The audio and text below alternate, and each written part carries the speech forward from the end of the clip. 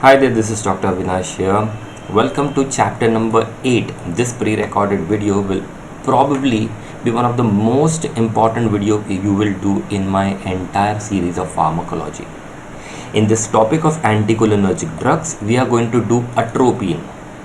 Without knowing atropine, trust me, your pharmacology is incomplete. So what are anticholinergic drugs? Well, they are drugs that work like atropine. We'll call them atropinic drugs. Anticholinergic drugs will be the drugs that stop the action of parasympathetic nervous system. Hence, we will call these drugs as parasympatholytic. And these drugs work on the muscarinic receptors and block the action of acetylcholine. Because they block the action of a natural ligand, we call them antagonists. So the drugs are also called as muscarinic receptor antagonist. Simple. Of course, a little bit of nicotinic receptor will also be blocked. But the drugs that block nicotinic receptor more, they are known as ganglion blockers and neuromuscular blockers. In this chapter, our primary focus is going to be atropine, the prototype drug. This is highly selective for muscarinic receptor. Of course, when we modified atropine into some synthetic substitutes, they did have nicotinic blocking properties also. Okay. Now, at high doses, atropine will block both muscarinic and nicotinic receptors, but that is not the dose that we give. Okay, the dose we give, it's muscarinic receptor blocker. All these anticholinergic drugs are competitive antagonists, which means there is a competition for that receptor. If acetylcholine molecules are more, the drug will lose, acetylcholine will function. But if acetylcholine is less and the drug that you have given is more at a particular synapse, the drug molecules will win, they will go and attach to the receptor. And as a result, acetylcholine will not be able to ask. So that is the competition we are talking about. The anticholinergic drugs, muscarinic antagonist, atropinic drugs, parasympatholytic, whatever you want to call them, can be divided into three main categories: natural alkaloids, semi-synthetic derivatives, and synthetic compounds. Natural alkaloids include atropine and hyoscine. Hyoscine has another name, scopolamine. Semi-synthetic derivatives, we take natural alkaloids and we change it a little bit. These include atropine methonitrate, homatropine, hyoscine butyl bromide, ipratropium bromide, and tiotropium bromide. Easy, simple, great. Then we have completely artificial, completely synthetic drugs. These can be further divided into four main categories: anti-secretory, antispasmodic, mydriatics, vasoconstrictive, referring to urinary bladder, and anti-Parkinsonian. Anti-Parkinsonian include trihexyphenidyl, also known as benzhexol, procyclidine, and biperidine. Vasoconstrictive includes oxybutynine, flavoxate, tolterodine, darifenacin, and solifenacin. Mydriatics include cyclopentolate and tropicamide. The anti-secretory antispasmodics are further subdivided into two main categories: quaternary compounds and tertiary amines. Quaternary compounds include propanthyline, oxyphenonium, clidinium, cymetropium bromide, isopropamide, and glycopyrrolate. Whereas tertiary amines include dicyclomine, valethamate, and pyrenzepine. Simple. You need to remember the classification. Please note, we are primarily focusing on anticholinergic drugs.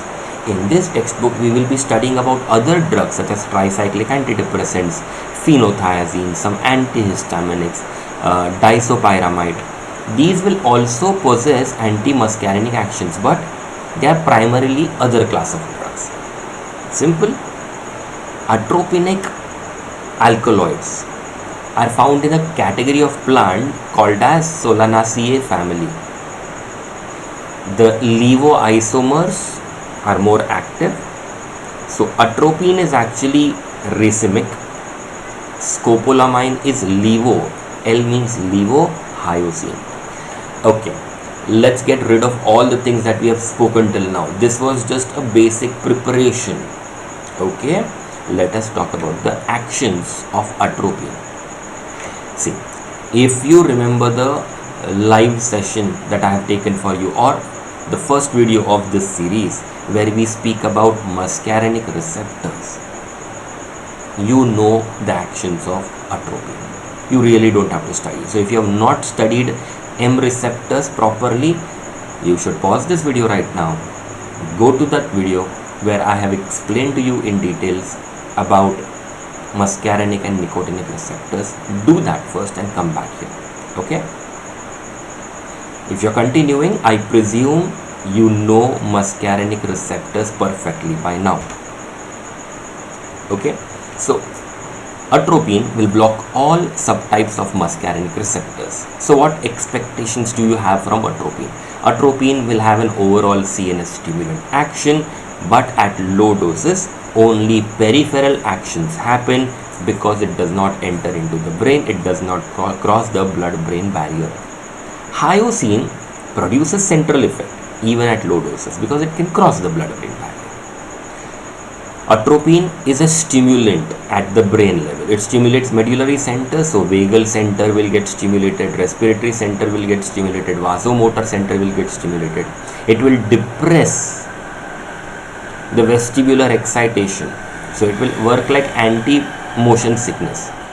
Where it works, we don't know. It is thought that in the entire vestibular pathway there is probably a cholinergic link. Maybe there it works, or maybe it blocks the nausea feeling at the level of cerebral cortex. We don't know, but it works as an anti-motion sickness drug. If in the basal ganglia acetylcholine is overactive, relatively overactive. Now what is relatively overactive? In basal ganglia there are two main neurotransmitters. One is dopamine, other is acetylcholine.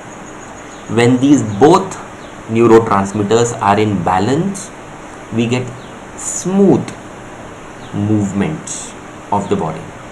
But if dopamine decreases, see, when I say dopamine decreases, in comparison to dopamine, has acetylcholine increased? Comparatively speaking, yes. So that is relative overactivity. So if dopamine decreases or acetylcholine increases, then there will be tremors and rigidity. This is classical of a disease called as Parkinsonism, or Parkinson's disease. So either you increase dopamine in the basal ganglia or you decrease the action of acetylcholine.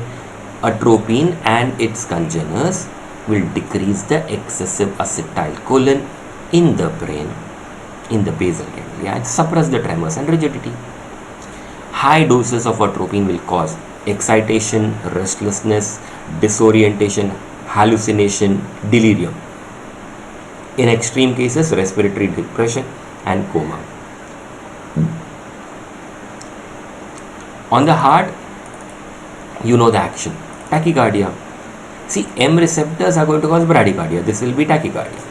So blockade of M2 receptors on SA node causes excitation. Vagal tone decreases, heart rate increases. Simple. Now, the more the vagus nerve controls somebody's heart, the more will be the tachycardia. If the vagal tone is the overall control of vagus nerve on somebody's heart, is high, when you block it, the heart will run away from the vagus nerve. So it will get overexcited. So in young adults, this is commonly seen. Actually, on intramuscular or subcutaneous injection, there can be bradycardia, which is because of blockade of autoreceptors on vagal nerve. Okay, so because of the stimulation of M1 autoreceptors on vagal nerve endings, acetylcholine is released more, and acetylcholine, when it is released more, causes bradycardia. Simple. Now, atropine and its substitutes mostly do not cross blood-brain barrier. They also produce bradycardia, which means this bradycardia action is not because of a brain action. Getting it? Bradycardia must have happened because of a peripheral issue with atropine. And by that logic, because it does not work on the brain at low dose but still causes bradycardia, it means it must be working on autoreceptors only. Simple. How about blood pressure? Well, see, who controls the blood pressure? Sympathetic nervous system. Parasympathetic nervous system has very little role in control of BP, and as a result, atropine does not have a consistent or a marked effect on blood pressure. Because there is tachycardia and stimulation of vasomotor center, as mentioned here, there might be rise in BP. But because of giving this drug, histamine is released from the various cells of the body, mast cells and basophils. They have a vasodilator action. This happens at a higher dose, so that will happen at a dose which is much more than what is standard given, and that will cause lowering of BP. Simple. I hope it is clear. So at normal doses there will be more rise in BP, and at higher doses via indirect action through histamine and direct vasodilator action, it will cause fall in BP. What about eye? Well, if you put topical atropine, it will cause mydriasis. Light reflex will go away and cycloplagia will happen, and this cycloplagia, abolition of light reflex and mydriasis, can last 7 to 10 days. Now somebody who has fully dilated pupil, no light reflex and inability to adjust the lens, cycloplagia, inability to adjust the ciliary muscles not working, lens is not getting adjusted properly, so of course there will be photophobia and blurring of near vision. Okay, the intraocular pressure rises and it can lead to glaucoma. But see, at the dose that we give orally or intramuscular, subcute, IV, whatever, this action is not going to happen. Okay, this will only happen on topical instillation. What will happen to smooth muscle? Think M receptor, M3 receptor. What does it do? Block those actions. That is the action of atropine. So all visceral smooth muscles are relaxed by atropine. So the tone, the amplitude of contraction of intestine, smooth muscles of the intestine, smooth muscles of stomach, they reduce. So the chyme does not move forward. Chyme is whatever is formed in the stomach after digestion. Constipation can occur. But the good news is, if there was a spasm, it will be relieved. Okay. Now remember, this peristalsis is not controlled by the brain or the parasympathetic nervous system directly. It is primarily regulated by local reflexes in the intestinal nervous system, enteric plexus. And it's not just acetylcholine which controls peristalsis. We will talk about this a little bit more in detail when we do gastric pharmacology, where we are going to talk about gastric and intestinal pharmacology, GIT, pharmac, where we will be talking about antiemetics. We will realize that there are more neurotransmitters. Serotonin is there, 5-HT is serotonin, enkephalin is there. So because there are more than one neurotransmitters, only giving atropine will not cause massive action, but it does happen. Okay, so if there was some cholinergic drug given and then there was more peristalsis and then you give atropine, then it works better.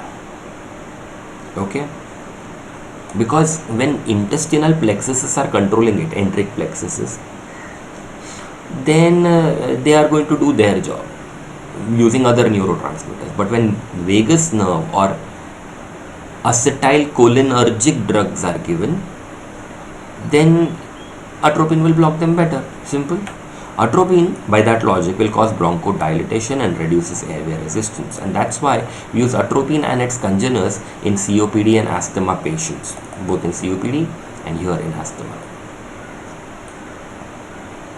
Okay. It is believed that many of the mediators of inflammation like histamine, prostaglandin, leukotrienes, kinins, they actually cause increased vagal activity. Plus, they directly act on bronchial muscles and gland. So these chemical mediators work by two methods at the same time, via vagus nerve and via direct action. At least the vagal component gets reduced because of atropine. Same mechanism in ureters and urinary bladder. Relaxation. As a result, urinary retention can happen, especially in older males who have prostatic hypertrophy. See, in patients who have neurogenic bladder or in children who have enuresis, people who have enuresis, they bedwet. There, if you give these drugs, then the relaxant action is beneficial, na? Because it increases the bladder capacity, right? Controlling the detrusor hyperreflexia becomes better. So in neurogenic bladder and enuresis, this action is very, very good. Effect on uterus and biliary tract is really not important. What about glands? Think what happens because of acetylcholine to glands. Secretions increase, right? So what will happen because of atropine? Secretions will decrease, everything will become dry. So decreased sweat, decreased salivary secretion, decreased tracheobronchial secretion, decreased lacrimal secretion. The skin and eye will become very, very dry. Talking and swallowing will become difficult because there's no saliva only. It decreases secretion of acid, pepsin, mucus in stomach. Okay, see, pH may not change, quantity changes. So instead of, let's say, 1 liter of acid made per day, it will be 100 ml of acid in a day, but the acid will more or less have the same pH. Clear? Bicarbonate secretion also decreases, so a little rise in pH of gastric juice is modest, hardly any. Okay, now will we be giving this in peptic ulcer disease then? Because no, there are other drugs which are much more better, like H2 blockers. They are way better in reducing acid secretion. Proton pump inhibitors are there, they are way better. Atropine actually will be needed at a higher dose to cause significant acid blockage, where the side effects will be so much that the benefit is hardly any. So we don't use atropine for controlling acid secretion. Intestinal and pancreatic secretions are not really affected. Bile is not affected, as it is breast milk and all is not affected. What about body temperature? See, sweating has stopped, so there will be rise in body temperature, especially at higher dose. Not only that, sweating is stopped only, even the temperature regulating center is stimulated,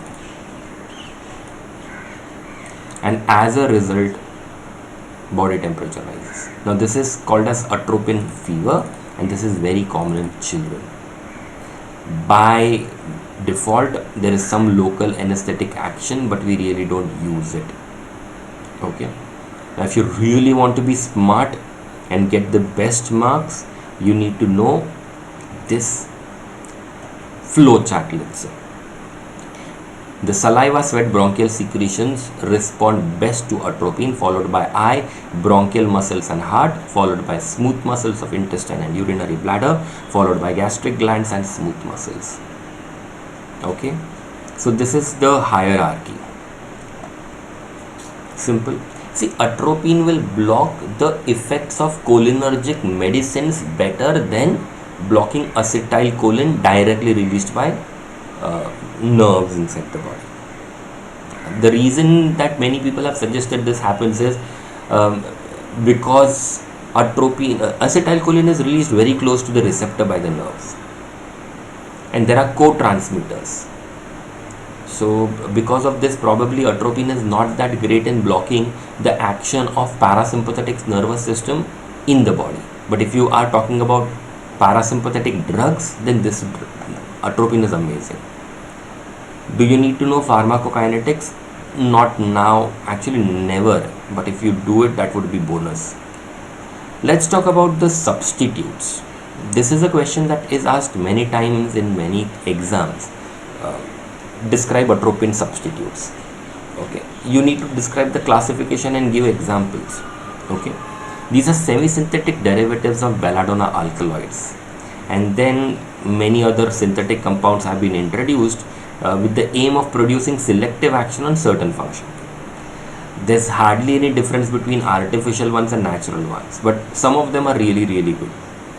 The quaternary compounds, they have incomplete oral absorption, poor penetration in brain and eye, and as a result the brain effects, central effects and ocular effects will not be seen even after parenteral or oral administration. Elimination is slower, so they are longer acting as compared to atropine. They have higher nicotinic receptor blocking property. Okay, now see, many of these drugs will cause postural hypotension and impotence as additional side effects. This is because of this nicotinic blockade, ganglionic nicotinic blockade. Okay, at even higher doses, neuromuscular blocks may also happen because of quaternary compound.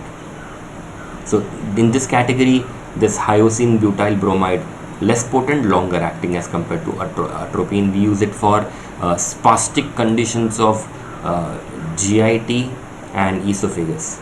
Buscopan was the original name of this tablet. I think Buscopan is now not available in market. Atropine methonitrate, it's for abdominal colics and hyperacidity. Ipratropium bromide and tiotropium bromide, if you don't know, it is going to be disaster. When we did a chapter called as respiratory system, I have mentioned these two drugs in that chapter, and I told you in that chapter I will discuss it in ANS. So let's discuss in ANS so that even your respiratory system gets done with. 40 to 80 microgram inhalation. It will act selectively on bronchial muscles without changing volume or consistency of respiratory secretions. So secretions remain the same. They only block the muscle contractions. Okay, actually atropine also decreases mucociliary clearance by the epithelium. Ipratropium bromide does not do that. When given by inhalation, it has a gradual onset and a bronchodilator effect will come at 40 to 60 minutes. This is comparatively late as compared to sympathomimetic drugs. Salbutamol, terbutaline, we have done another chapter. So compared to that, these are slower in action. So if you want to give a prophylactic dose, then these are better.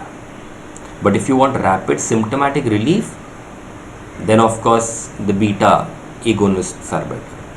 Action will last 4 to 6 hours. Of course, it will act on receptors in the large central airway. Overall tone, which is a parasympathetic tone.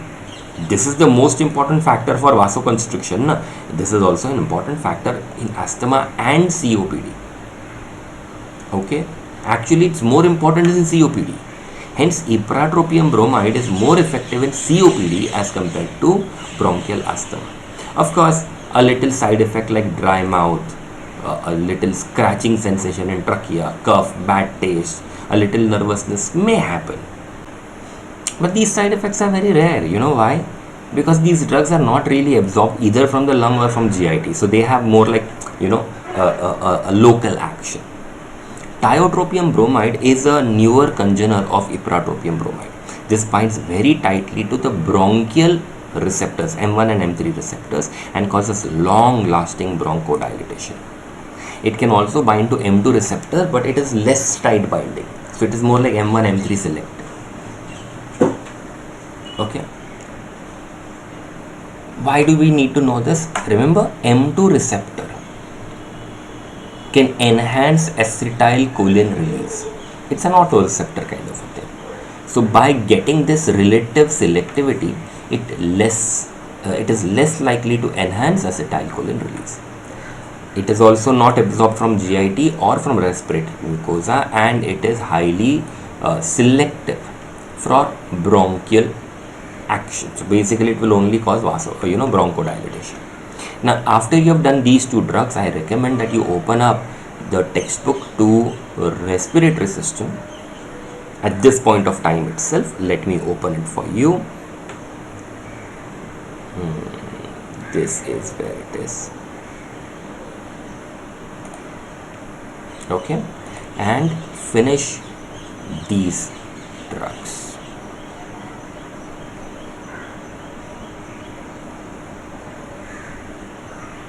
See, anticholinergics, ipratropium, tiotropium. I will help you out with this topic too. Come. So, atropinic drugs, they block M3 receptor predominantly, and as a result the cholinergic constrictor tone decreases. So they work on larger airway, as we have seen, because this is where the vagus nerve is innervating. Okay. Now here they have not really given anything apart from ipratropium and tiotropium. Compared to tiotropium, ipratropium is a short acting drug, tiotropium is a long acting drug. Ipratropium works for 4 to 6 hours, tiotropium works almost 24 hours. If given in an aerosol form, they have minimal anti-muscarinic side effects because they don't get absorbed only. Simple. Now compared to beta 2 sympathomimetics, they are less efficacious, but patients of asthmatic bronchitis, COPD or psychogenic asthma, they will respond better to anticholinergic. Okay, remember how we spoke about how the vagal tone is more important in COPD, right? This is a major component that can be reversed by ipratropium and tiotropium. They are the bronchodilators of choice in COPD. Okay, actually tiotropium is better than ipratropium in COPD and more suitable for severe cases. Okay, even after 4 years, the condition of the patient remains the same, deterioration does not take place. Okay, even if you give regular maintenance therapy, the acute exacerbations of COPD will go away. Remember, these drugs are also slow to respond, so they have a prophylactic use rather than quick relief. Nowadays we have combinations of ipratropium and beta 2 agonist, so it will give a short term as well as a long term action. Their actions are additive, so you can terminate an attack of severe asthma and COPD plus continue with that bronchodilation. Okay, sometimes nebulized ipratropium is mixed with salbutamol in refractory asthma. Even combination formulas are available and they are pretty damn good. Easy. See, this is how you start connecting chapters. Otherwise, things are going to be very, very confusing for us. Okay. Coming back to anticholinergic drugs, we were talking about atropine substitutes. The next drug that you need to know from MCQ perspective is propantheline. It was a popular anticholinergic drug for peptic ulcer and gastritis. It was claimed to have good ganglion blocking activity, claimed to reduce gastric secretion, which produces mild side effects. The gastric emptying was also slowed down. Action used to last for 6 to 8 hours. But as I already said, there are way better drugs available now. So only for MCQs, you need to know this. You can skip the other drugs, or you can just have a look at it. Clidinium, the MCQ that they can ask you is, it's one of the drugs for nervous dyspepsia, gastritis, irritable bowel syndrome, intestinal colic and peptic ulcer. And Cymetropium bromide is anticholinergic antispasmodic drug promoted for irritable bowel syndrome. Simple. Apart from this, I don't think they are going to ask you anything. Let's talk about tertiary amines. Here you need to know dicyclomine. 20 mg oral or IM in children has direct smooth muscle relaxant action in addition to weak M1 selective anticholinergic action. So this is more like an antispasmodic, little atropinic side effects. Atropinic toxicity has happened in infants, so don't give dicyclomine in children below 6 months. It is anti-emetic, so people have used it in morning sickness and motion sickness, and in crampy menses, dysmenorrhea and irritable bowel syndrome. So it has quite a lot of uses. Valethamate was used once upon a time to hasten dilatation of cervix when there is delayed labor, and also as a visceral antispasmodic for the colics, urinary bladder undergoing spasm. You need to relax it, biliary tract relaxing. So that's when valethamate was used. From the vasicoselective anticholinergic, please do oxybutynin. High affinity for receptors in urinary bladder and the salivary gland, along with some smooth muscle relaxant local anesthetic property. It is selective for M3 and M1 subtypes. Now, if you remember the receptors, you automatically understand the actions. Because it is vasicoselective, works on urinary bladder. If a person has urinary frequency, urge incontinence, then we can give it. Even after somebody's prostate is removed post prostatectomy, the urinary bladder sometimes undergoes spasm. There you can give. Nerve damaged, bladder undergoing spasm, neurogenic bladder, there you can give. Spina bifida, nocturnal aneurysm, the bladder is usually in spasm. Here you can give. Common side effects are going to happen after oral dosing, but nowadays we can directly put this drug in the urinary bladder, and that causes lesser side effect. Clear? Now, if you want to get super duper marks in your exam and you want to be clinically super perfect, remember this additional point. Oxybutynin is metabolized by an enzyme in the liver called as cytochrome P3A4, and there are other drugs which can inhibit this enzyme. So when you are combining oxybutynin with other drugs, be sure that the other drug is not an inhibitor of CYP3A4, otherwise oxybutynin will not be metabolized and there will be massive side effects. Easy? Simple? I hope so. Another drug as an additional drug can be tolterodine. It has preferential action on urinary bladder, so less side effects. Okay, again metabolized by cytochrome P3A4, and you should be very careful when you're combining this with other medicines. You don't really have to do other drugs, you can just skim through. Drotaverine is a drug nicely hidden in your textbook. It's a phosphodiesterase 4 inhibitor.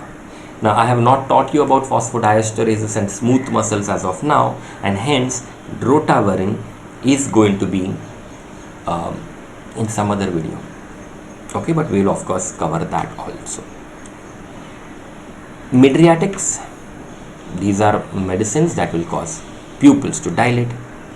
Atropine actually is a mydriatic, but it is slow to act and long action, like 7 to 10 days, remember. Pupils will dilate after 30 to 40 minutes. Cycloplasia will take 1 to 3 hours, and literally the patient will not be able to see properly for a week's time. What's the point in giving such a medicine where your patient suffers for a week because of one investigation that you have to carry out? Then you do modifications of that medicine and make home atropine 10 times less potent than atropine. So when you give it in eyes, within 45 to 60 minutes, mydriasis will happen. Mydriasis will last 1 to 3 days. Accommodation will recover in 1 to 2 days.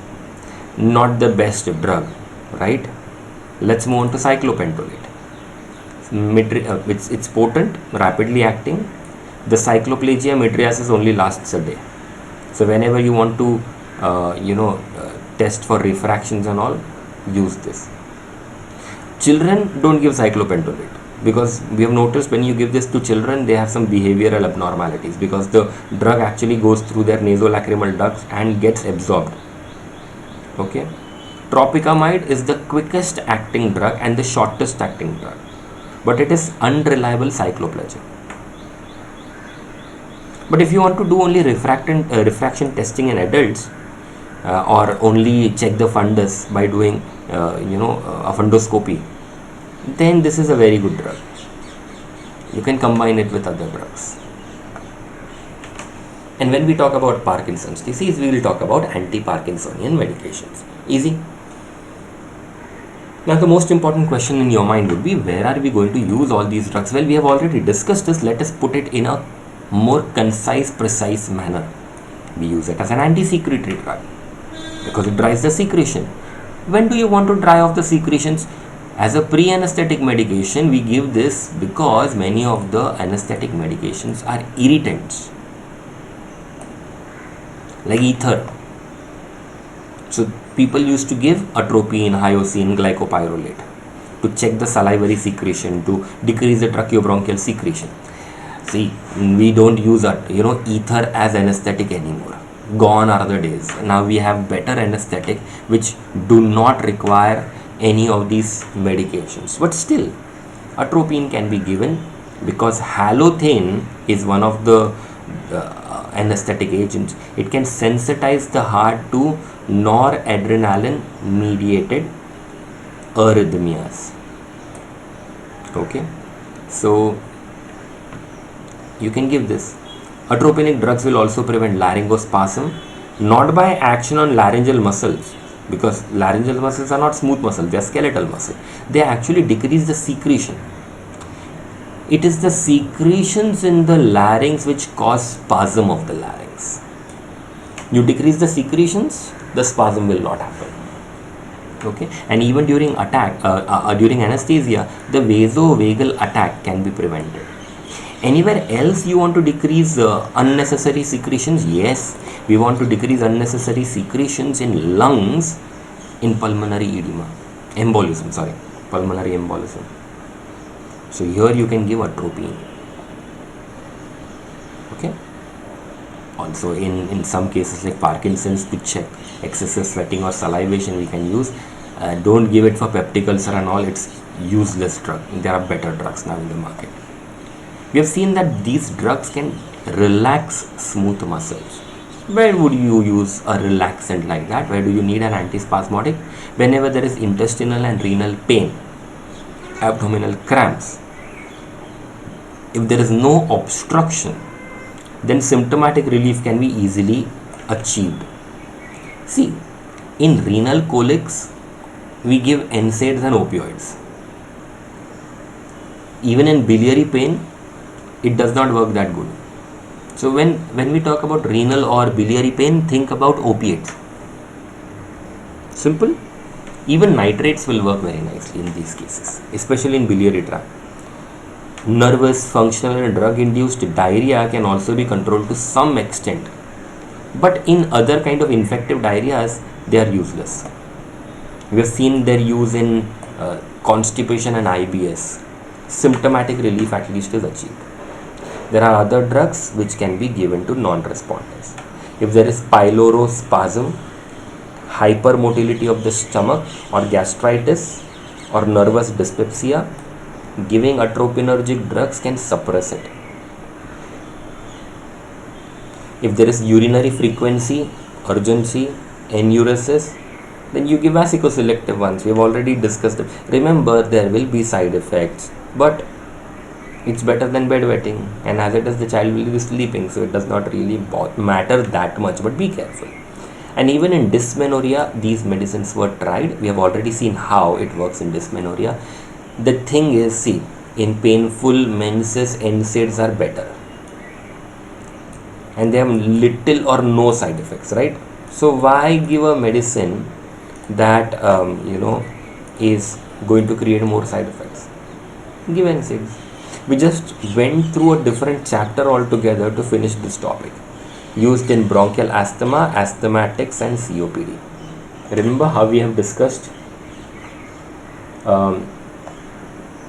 reflex vagal activity as a part of which causes bronchoconstriction, secretions, lessen bronchial asthma.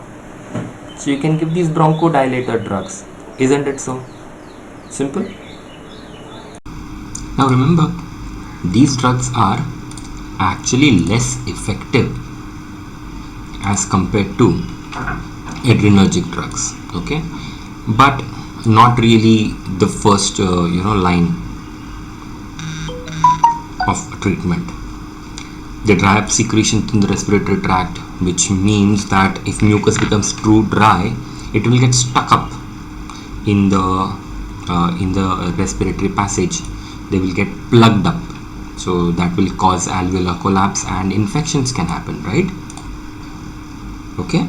Also, if you recall, atropinergic drugs have the ability to decrease mucociliary clearance. So not really the first line of treatment, okay, but still very good. Actually, ipratropium bromide, as we read in the other chapter, is effective in asthmatic bronchitis and COPD, less in bronchial asthma. So it's given as aerosol.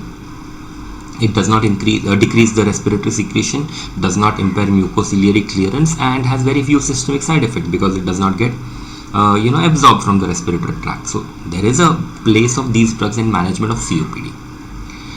If you look at the time course of action, they are like slow to start, longer acting. So these are more like prophylactic use. And if you give them with adrenergic drug, we have already spoken about the additive action, right? So acute exacerbation of asthma or COPD, you can combine adrenergic drugs with ipratropium through a mask. Tiotropium is also equally effective. It's more longer acting as compared to ipratropium. We have seen all these things, right? So for once a day maintenance therapy, it's good. The episodes of COPD exacerbations decrease because of these medications. Anything else? Yes, we have seen their use as mydriatics and cycloplegic. Well, we can classify this into two types: diagnostic uses and therapeutic uses. Diagnostic are like testing for errors of refraction. So what we need is mydriasis and cycloplegia.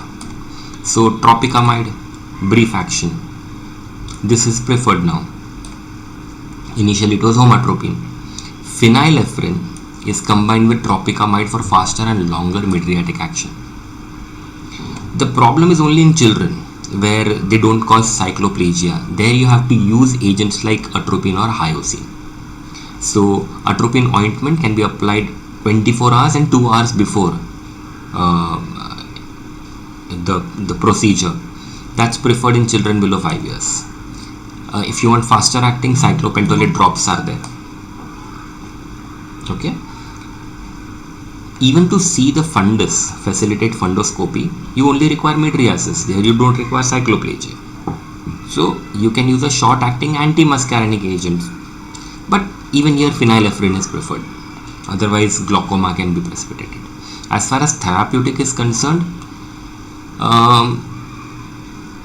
it is said that these long-acting mydriatic cycloplegic actions and local anodyne, that is pain relieving action on cornea, atropine would be great in treatment of iritis, iridocyclitis, choroiditis, keratitis and corneal ulcer. Plus it gives rest to the intraocular muscles, so all the spasms go away.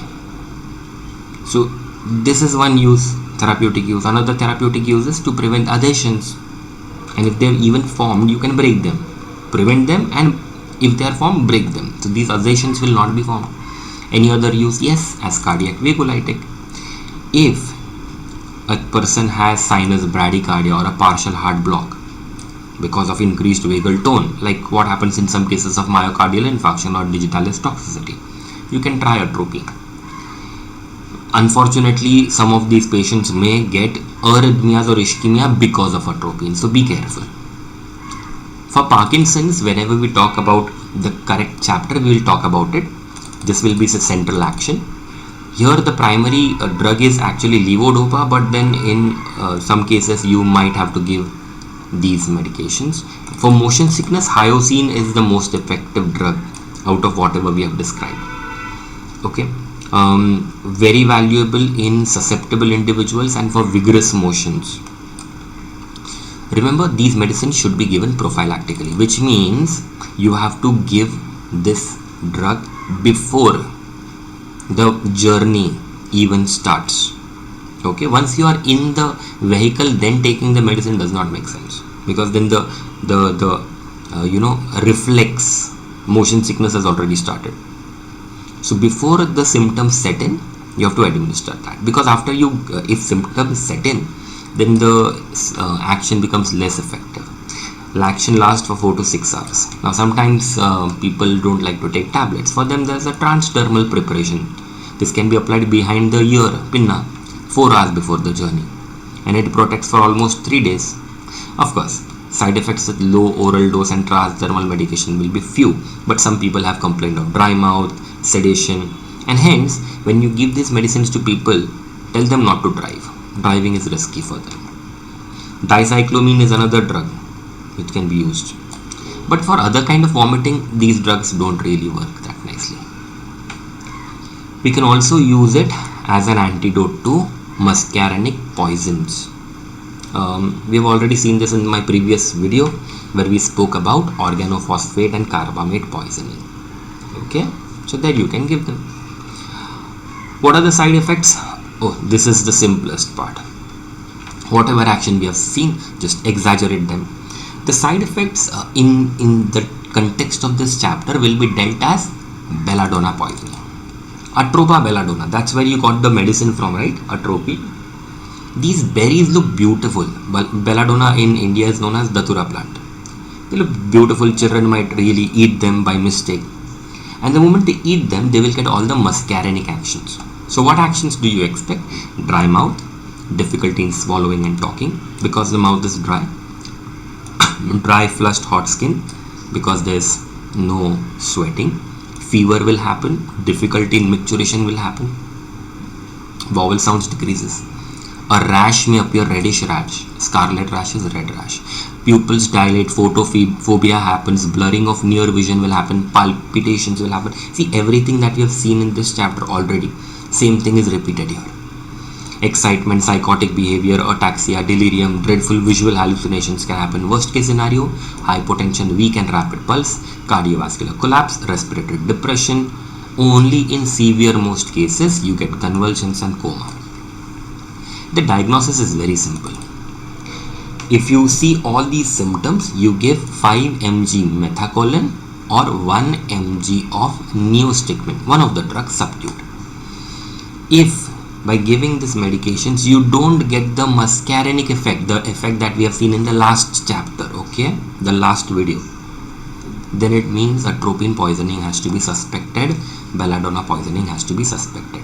So how do you manage this? How do you treat it? Simple. If the poison has been ingested, give gastric lavage. This should be done with tannic acid. Okay, keep the patient in a dark quiet room. Why?